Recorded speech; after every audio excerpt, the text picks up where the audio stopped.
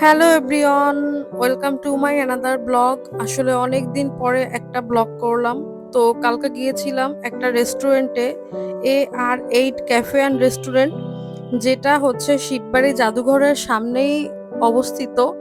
আগে রেস্টুরেন্টটার নাম ছিল ইটারি, তখন আসলে অনেক যাওয়া হতো।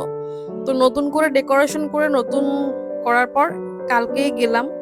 তো এই রেস্টুরেন্টটা রুফটপ রেস্টুরেন্ট, যেটা খুলনায় অনেক কম আছে রুফটপ।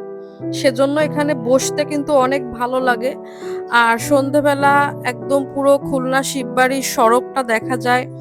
এত সুন্দর গাড়ি চলে, ছোট ছোট আলো জ্বলে। আর পিছনে ওই যে উঁচু সিটিনের একটা বিল্ডিং, সবকিছু মিলিয়ে এই রেস্টুরেন্টে আসলে বসে থাকলে সময় যে কখন চলে যাবে সেটা বলা মুশকিল। আসলে অ্যাম্বিয়েন্সটা বা এখানকার পরিবেশটা এত সুন্দর, সেজন্যই আসলে এই রেস্টুরেন্টটা এত বেশি ভালো লাগে। আর বাঁশ দিয়ে পিছনে একটা সুন্দর ডেকোরেশন করেছে। তো সবকিছু মিলিয়ে রেস্টুরেন্টটা আমার কাছে ভালোই লেগেছে।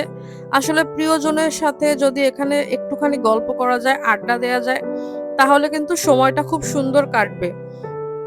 আর এমনিতেও কিন্তু সন্ধেবেলা ছাদে বসে আড্ডা দেওয়ার মজাই আলাদা। একদম শীতল বাতাস, যেটা আসলে অনেক এনজয় করা যায়।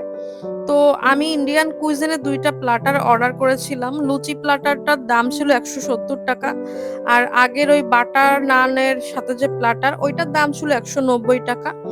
খাবার আহামরি না হলেও এখানকার বসে থাকতে যে এত সুন্দর লাগে, আর পরিবেশটা এত সুন্দর, সবকিছু মিলিয়ে অর্থিতি মনে হয়। আর আসলে এইসব জায়গায় আসলে প্রিয়জনকে সাথে নিয়ে আসলে অনেক বেশি ভালো লাগে। তবে আমি একা একাই এখন সব জায়গায় ঘুরি। তো একা আর নিজের সঙ্গ নিজে উপভোগ করার চেষ্টা করি। আর খুলনায় যতগুলো রেস্টুরেন্ট আছে সবগুলোতেই একটুখানি ঘুরতে ভালো লাগে। কারণ সবসময় তো আর খুলনাতে থাকবো না। যখন এই শহরটা ছেড়ে চলে যাব, তখন স্মৃতিগুলো থাকবে।